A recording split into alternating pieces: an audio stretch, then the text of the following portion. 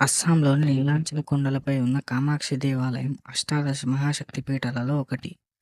హిందువుల పురాణాల ప్రకారం దక్ష ప్రజాపతి తన కుమార్తె సతీదేవి శివుణ్ణి పెళ్లి చేసుకున్నందుకు అవమానించాడు.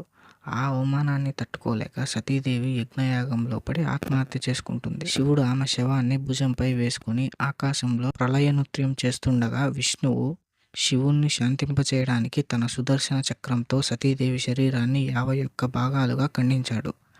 ఆ 51 భాగాలు భూమిపై వివిధ ప్రదేశాల్లో పడ్డాయి. వాటిని శక్తిపీఠాలు అని అంటారు. అందులో కామాఖ్య దేవాలయం ఉన్న చోటు సతీదేవి యొక్క యుని పడిందని చెబుతారు. అంటే గర్భభాగం. గర్భగృహంలో విగ్రహం లేదు, బదులుగా రాతి యుని ఆకారం గుహలో ఉంది.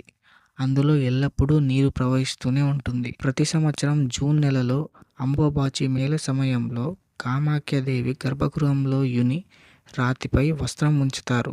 అదే నెలలో బ్రహ్మపుత్ర నది నీరు ఎరుపు రంగులోకి మారుతుంది. మొదటి రోజు తెల్ల బట్టను ఉంచి 3 రోజుల తర్వాత ఆ బట్టను తీసేసే సమయానికి ఎర్రటి మరకలు పడ్డట్లుగా ఉంటుంది. ఈ ఎరుపు మరకలు దేవి రాజస్వల రక్తం సంకేతంగా భావిస్తారు.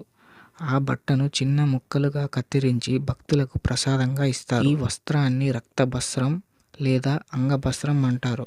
భక్తులు దీన్ని ఇంట్లో పూజ స్థలంలో భద్రపరుస్తారు. ఇది సంతానం లేని వారికి సంతానం కలగడం కోసం, గృహశాంతి కోసం, వ్యాధి నివారణ కోసం అమ్మవారి రక్షగా భావిస్తారు. ఈ వస్త్రం సాధారణంగా పొందడం చాలా కష్టం. అంబాబాచి మేళకు వచ్చినప్పుడు మాత్రమే కొంతమంది భక్తులకు ఇస్తారు. Thanks for watching. ఈ వీడియో నచ్చినట్లయితే షేర్ చేయండి, లైక్ చేయండి, సబ్స్క్రైబ్ చేయండి.